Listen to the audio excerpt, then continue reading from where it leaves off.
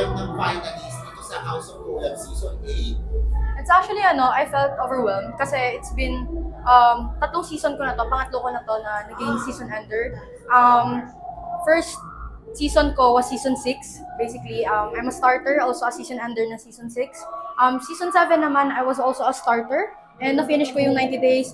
I was a season ender ng season 7 and also a nominee ng 1 million. And this season 8, there's instead of 90 days, nag-extend po kami. It turned out to 150 days. And I hope this season, yung 1.5 will not just come out to be a nominee, also a winner na din. Kasi I'm here, sumali ako dito para ilaban kung ano man yung prize na dapat manalo, na ipanalo ko dito.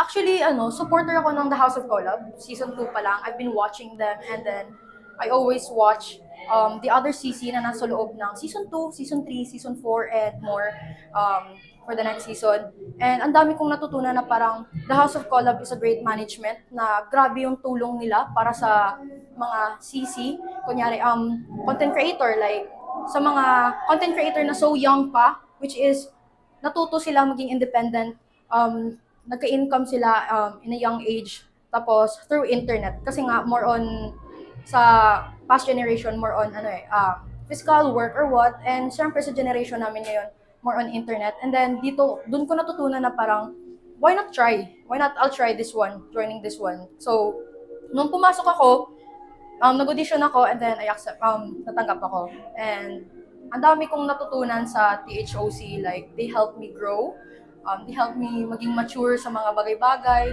they helped me parang, natuto ako maging practical sa mga bagay-bagay.